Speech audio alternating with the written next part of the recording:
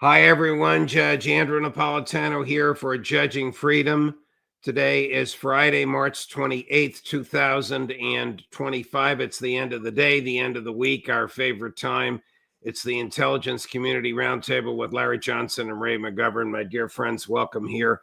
Thank you for the double duty that you're doing. Thank you for all the notes and tips and info that you send me throughout the week. Larry, thank you for those wonderful write-ups that you send out under Sonar 21. They come out at midnight, and they're extremely informative and fascinating. Larry, to you first. We got to delve right into the signal text because more information keeps coming out. Is Jeff Goldberg Mossad, Larry? Certainly would likely have connections. The real culprit here in terms of how Goldberg got into that chat appears to be Alex Wong, chief of staff to Michael Waltz. And Wong has, let's call it a charitable checkered past in terms of association with Obama. His wife was one of the lead prosecutors against January 6th suspects. So, he's not exactly coming out of a mold of what you could call a Trump loyalist. And, it is beyond understandable. Well, let's put it this way. Here's what we know. His article comes out on Monday, and by Tuesday, the Democrats have this very sophisticated, coordinated signs, placards, attacks on this was staged. I mean, this was, I think, a hit job. It doesn't excuse having the chat on Signal, but frankly, the policy for that had been established before Trump took office. All right, let me stop you. When you say this was staged and was a hit job, you are rejecting the Mike Waltz explanation he gave to Laura Ingraham that he inadvertently involved Goldberg because the number, he thought it was somebody else's number. You think somebody was trying to sabotage them? Yeah. Why would Mike Waltz's chief of staff want to sabotage his own boss? Because he's got a history with Obama. They're not. He's not a Trump fan. This is there are a number of people. I've talked with Larry Wilkerson about this as well. He knows of some specific people who are still in the National Security Council who are, to call them toxic would be an understatement. They are not Trump loyalists. Now, again, this whole thing about the process. Oh, why did they use Signal? Why were they chatting about this? It ignores the real central issue that the Trump administration made a determination sometime at least a week prior to March 15th, when the bombings took place, to order the bombing of Yemen when Yemen had not done a single thing to break the ceasefire, had not launched a single attack on any ship, had not launched a single missile into Israel. And so here was Yemen, the Houthis, having not taken any kind of provocative action, that the Trump administration decided on its own to attack it. That, in my view, is a war crime because they didn't attack military targets. They ended up hitting civilian targets, as you've been able to show through your conversations with Pepe. Ray, the target was the apartment building of the girlfriend of their chief missile guy.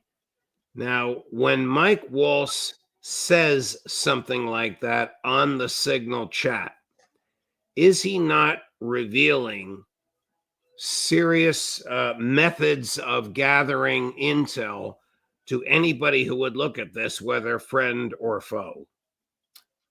Well, the smart money says that it was Mossad, the Israeli service, that helped pinpoint that location.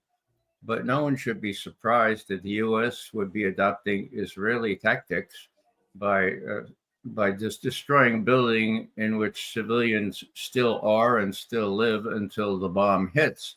So the glee that was expressed by, oh, way to go, excellent. I mean, I'm less interested in the provenance of this thing. as in what it reflects about the, what's the word, sociopathic nature of these guys who think they can kill civilians without any declaration of war, without even mentioning this stuff to Congress. They'll do it willy-nilly. Why? Because they can, and because Israel wants them to do it. So, Larry, no declaration of war, no compliance with the War Powers Act. The target was a residential building, and the human being they were targeted was not a military person. It's a war crime ordered by Donald Trump and facilitated by everybody or nearly everybody on that call. One person was on the call who didn't say a peep. Witkoff, who was in Moscow and didn't want to communicate because he thought whatever his communications were would be surveilled by the Russians. But you said earlier, war crime. Well, yeah, but let's go back to George W. Bush. He was doing this kind of thing. Then Barack Obama. Yes. Then Donald Trump, and then Joe Biden, and now Donald Trump again. I mean, look, it's not unique to Trump. And I'm not trying to excuse or exonerate him, but we've got a fundamental problem with our system, our society, because we accept this uncritically and have accepted it now for 25 years. If your theory is correct that it was Alex Wong, shouldn't there be some sort of an investigation? I mean, we're talking about military operational plans that were exposed. That's espionage, whether it's done intentionally or inadvertently. I assume that Mr. Wong has a top secret security clearance. He should lose it like that, shouldn't he, Larry? Well, as I understand, the U.S. Code 18, that for espionage, yeah, it is distributing that information, but the other part of it is intent to do harm. Now, there's actually two espionage statutes. It is the second one is the rare federal criminal statute that does not require intent, because we went through all this with Hillary. So there's one espionage statute that says knowingly and willfully exposed. There's another espionage statute that says negligently exposes. Right, but they're going to be able to make the case because this had been communications over the signal channel had been sanctioned by approved by the intelligence community. Now, we can go back and say that was a stupid decision. And I'm not sure if that decision was first made under Obama or under Trump's first term or under Biden's term, but it was a decision that was already in place. This is nothing that the Trump people did. So that's why I think it would be very difficult to prosecute it, simply because it had been an SOP. And these kind of conversations, frankly, they occurred. Now, the problem, I agree, I share your outrage at the line, for people who go, no, this wasn't classified. Look, I only had 23 years handling this kind of information. And I guarantee you, if I would have written a message that had contained that entire conversation, I would have had to, at a minimum, put secret no foreign at the front of each paragraph, which is how you classify messages. Right. And so, the games are being played. But again, that's all a distraction. Let's focus on the fact that this unjustified, illegal attack on Yemen was allowed to happen, and nobody in the United States gives a damn. Are you surprised, Ray McGovern, that in all of these texts, no one, not even the person who dissented from the decision to attack, his dissent was based on it's too soon, let's wait, Vice President Vance, no one raised the moral, the legal, or the constitutional issue of A, attacking Yemen, B, attacking civilians. Does this surprise you, Ray McGovern? No, it doesn't, Judge, and that's the sad history of these times. When the chief, when the emperor or the king, or what's his name, only the president, gathers his people around together and says, look, we're going to do this. Moral? Come on, give me a break. Look what we're doing. we're enabling genocide by the Israelis. We're funding an army. I forgot tomorrow, a couple of Houthis, hello. There's no consideration of these things. And I would say that there's no end to this because no one will be held accountable. And that's very clear since the Attorney General has just turned down any notion of an investigation. These people have immunity from being held accountable, and they'll keep acting this way unless there's someone in Congress, I don't know, maybe the judiciary will finally say, look, there's an Article 1 and an Article 2 of the Constitution. You're not allowed to do this, Mr. King, or Mr. President. You're not allowed to do this. It's the House of Representatives, the people's people, who decide whether we'll get into a war or not. And you're really out of line, Mr. President. I'm going to rein you in. I live in hope for that day. It's not coming soon. Hang on one second, because this is breaking news. Al Jazeera reports that the United States today, March 28th, hit dozens of Houthi targets in Yemen. U.S. airstrikes hit more than 40 locations across Yemen, including in Sana'a, that's where Pepe Escobar is, with at least 7 people injured. And then I want to play the clip. I know you want to jump in, Larry, but I want to follow up on what Ray said with a clip from the Attorney General of the United States. And Larry, you tell me if she sounds like the chief law enforcement officer of the land or a 2-bit political hack. Number 14. In terms of the signals chat controversy that's going on, is DOJ involved at this point? If so, why? If not, why not?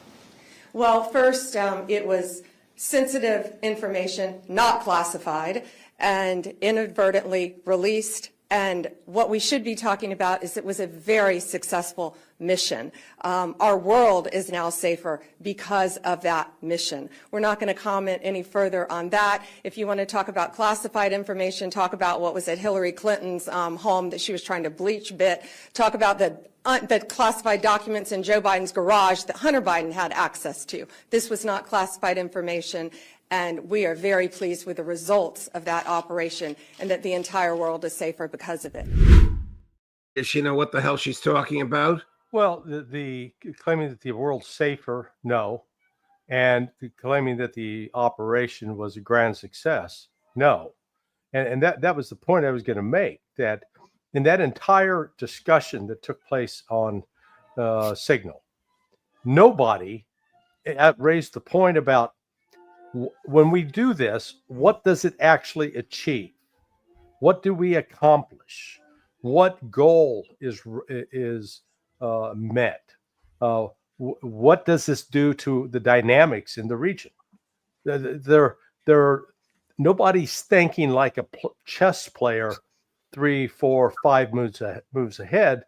They act like they're playing Pac-Man. It's just immediate reaction. Turn right, turn left, turn right, turn left. And that's the problem. That, here we are now 2 weeks, and they hit 40 targets today. Okay. And I guarantee you the Houthis are going to fire missiles back. They're going to fire at those ships. They may they may hit and sink one of those ships. And then, Trump's going to have a lot of egg on his face.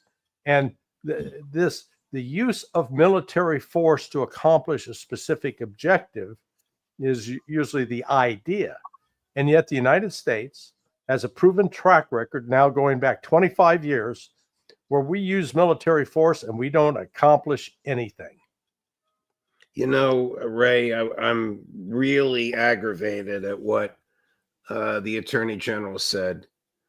The FBI should investigate this, whether they're going to prosecute somebody or not, just so we can find out exactly what happened and how it happened. The Department of Defense's own guidelines, Larry, you alluded to this earlier, state that operational plans are classified, whether they're marked classified or not. Everybody in the government that has a top secret security clearance knows that.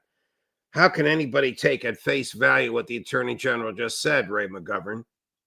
Judge, your outrage is completely warranted, but it's outdated. Nobody gives a rat's patootie about what the law says anymore. Now, what Larry just described is what should have happened, And we have no indication that it did happen before Trump ordered his minions to do this kind of attack on Yemen. There's something called a Special National Intelligence Estimate, which Tulsi Gabbard is now in charge of. She should have said to the president, look, before you do this, let us set out what the repercussions will be and whether it has any appreciable chance of achieving your aim, Mr. President. Your aim, again, what did you say your aim was? Okay, well, we could tailor an estimate to tell you how good this operation will be in those terms. Now, that never happens anymore. The intelligence community is not even consulted. I'm 90% sure that Trump didn't ask for such an estimate and that Tulsi Gabbard didn't have the cojones to offer one. So you're left with a president who is by definition mercurial, unpredictable. He tells his minions to do this. They don't say, hey, what about this or what about that? They just do it in a kind of, well, sociopathic way. Listen to that conversation. I'm ashamed to be led by this kind of breed of folks that lead our Defense Department and our national security establishment. I don't give a rat's patootie how this happened, what that shows about the United States of America, what it's become, and the immunity accorded to these kinds of people to do these kinds of things speaks enough volumes for me. Larry, when Tulsi Gabbard was confirmed, the three of us rejoiced. I think that joy is short-lived. I think she's right in the camp of the neocons now. There's not a word in there about her, from her, unless she communicated by some other means, advising against this. Well, actually, her chief of staff, Joe Kent, did weigh in on that talk. And I don't think he would have weighed in without her support. And he said, look, what's the rush? Why are we pushing this? Tulsi doesn't have the strongest position within the Trump administration. And I understand sort of her caution in watching her back. Let's give her credit, even though this recent intelligence, security threat assessment that was released on last Monday by the Director of National Intelligence, I doubt she had little input into it, but it did reaffirm once more that Iran is not building a nuclear weapon, which then raises the question because Trump and Waltz and Hegseth are all insisting the exact opposite, which is not a position supported by the intelligence community. So I think it remains to be seen whether Tulsi will step up and insist that no, there's no justification to attack Iran on the basis that they're building a nuclear weapon, because they are not. When when Mike Waltz said, quote, never met, don't know, never communicated with Goldberg, is that believable? No, it's not believable at all. I mean, you can see that photo of him right in front of him at the White House. No, they lie, Judge. You gotta sort of get accustomed to the fact that you can't believe a damn thing they say. And just the codicil to what Larry just said about Tulsi Gabbard, she has already made her major input here. That assessment says Iran has stopped working on a nuclear weapon since the end of 2003, has not resumed work, and the supreme leader has prohibited work on this. Is Netanyahu going to show up with a Mossad report, Larry, that says the opposite in order to twist Donald's arm to get him to go along with the bombing Tehran? Oh, I wouldn't doubt it, but I think Ray's point is spot on, that at least the intelligence community has not surrendered on this one issue. Right. And in fact, I suspect Witkoff, as a result of his discussions with Putin, has learned that as a result of that agreement that Russia signed with Iran on 17 January, that Russia is even in the position of guaranteeing that they're not going to permit Iran to build a nuclear weapon. That is part of the, if you will, the quid pro quo of this security arrangement that Russia has now signed on to with Iran. Are you impressed with Witkoff, Larry?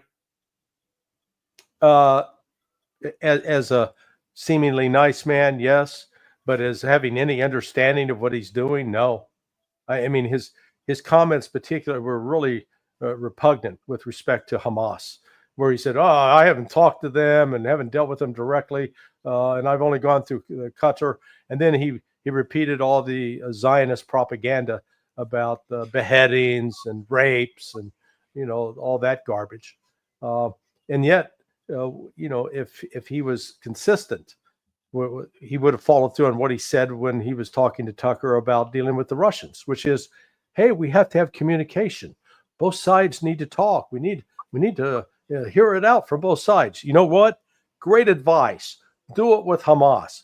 But instead, he's latched on to this Zionist fantasy that if they just destroy Iran, all of Israel's problems will go away and it'll be paradise, and birds will be singing and squirrels will be picking up nuts.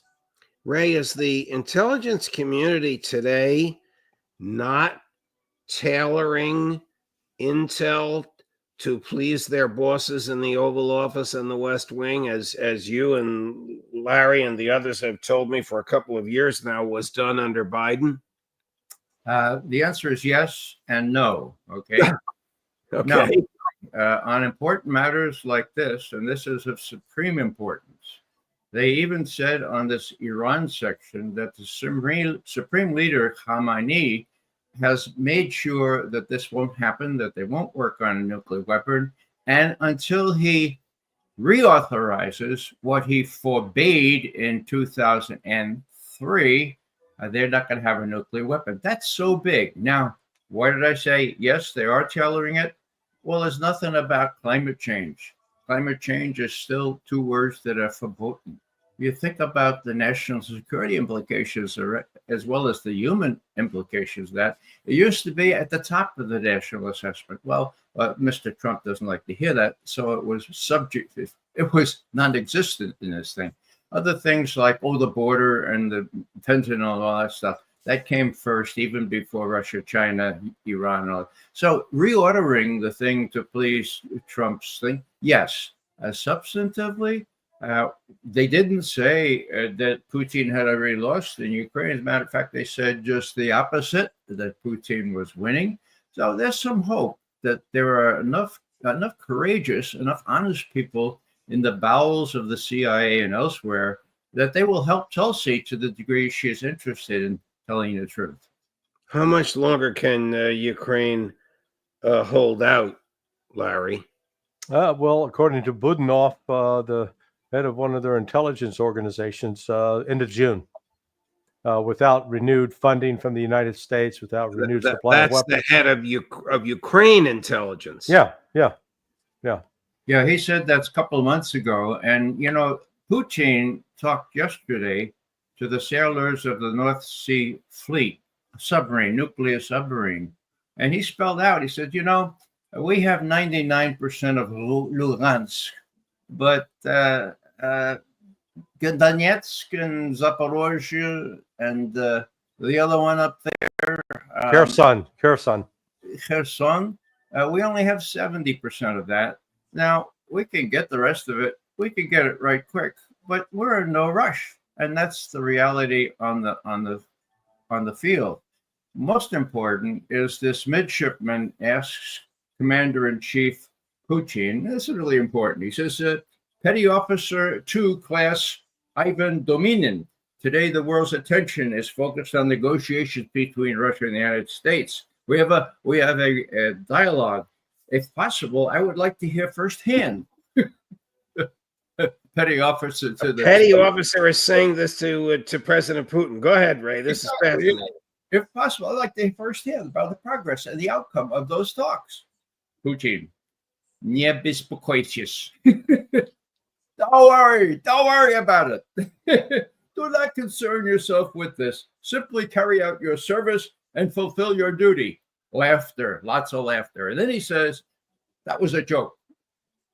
I understand that everyone in the world is looking at this closely, following these developments. In this regard, I would like to state the following, that first and foremost, in my view, the newly elected president of the United States sincerely wishes to end this conflict for a number of reasons, which I won't go into right here, as they are numerous. But in my opinion, the aspiration is genuine. Now, that is surprising to me that here, just a couple of months into Trump's regime, so to speak, Putin is taking the risk internally of saying this guy can be trusted because he's sincere. That's a sea change. And of course, Witkoff has said the same thing about Putin. So you can't overlook these things. There's going to be peace in Ukraine. Dr. Jekyll, Mr. Hyde. Right. These things are head scratchers. Genocide. Larry, Trump is a monster in Gaza and a monster in Yemen, and is doing absolutely the right thing with respect to Ukraine, although he should be turning off the spigot of military gear, Larry. Yeah, except the problem is his actions in Iran, if he does choose to try to attack Iran, could undo what he's trying to accomplish with Putin. I would think if he does either attack Iran or give Bibi the green light, the negotiations with Putin will fail. Yeah, well, that's the biggie. Yeah, that's why it's so unlikely. Yeah, they got that security, the comprehensive security agreement that was signed, and it was very nuanced. But the one section where they didn't have an explicit mutual defense clause. However, the clause that did deal with basically it said something to the effect: if Iran is attacked under terms of Article 51, where it's an unjustified attack on Iran, yeah, then Russia would get involved. But the Russia didn't commit itself that regardless of what fight you get into, we're going to have your back. No, they didn't commit themselves that far. So will Netanyahu, Ray, attack Iran without the U.S. military support? I don't know. Netanyahu is unpredictable. Depends largely on domestic internal problems that he has there in Tel Aviv and Jerusalem. I just don't know. But if he does, the big question is, will Trump allow himself to be sucked into this thing to the degree that there be a worldwide recession or depression, that we'll be paying $10-15 for a gallon of gas at the gas station? I think that being transactional and having Witkoff at his side, he'll understand that the stakes here are extremely high, not only World War III, but economic collapse. And the Russians and the Chinese have a deep stake in preventing this. And during those 2 hours that Putin and Trump talked together, I am sure, morally certain, that Iran came up and that Putin said, look, we don't need to let Bibi do what he wants to do in Iran. If he does, this is what's going to happen, Mr. President. You don't need that. Forget about it. Larry, same question. Will Netanyahu attack Iran without American military support? No, I'd say no, simply because they don't have the capability. They require U.S. air support. They require U.S. ISR support.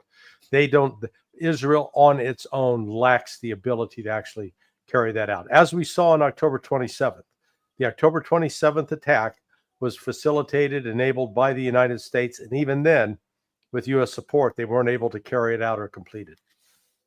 Okay. The caveat there, in my view, is that all these supersonic or hypersonic or whatever they are bombers are convening in Diego Garcia. There is a widespread preparation for war, and Bibi might think that he can mousetrap the U.S. into a war with Iran, as he's tried to do many times. This time he may be a little desperate because of his internal problems. So I wouldn't rule it out. It's just that the U.S. may be giving the wrong signal by sending all these heavy bombers and missiles and so forth into the area, leading Netanyahu to think, well, they'll be mousetrapped into that. I'll just go ahead and start it. They can't possibly stop supporting us. I neglected to run this clip a few minutes ago when we were talking about Tulsi Gabbard. This is the cross-examination of her by Jason Crow. Congressman Crow Captain, United States Army, 82nd Airborne Division, and a Ranger, really impressed me with this interrogation of her. And Director Gabbard looked like she'd rather be anywhere on the planet at that time, but where she was. Chris, cut number 10. Director Gabbard, I want to direct your attention again to the text chain where it says, just confirmed with CENTCOM, we are a go for mission launch. Does that indicate to you that there is about to be a military operation? Yes.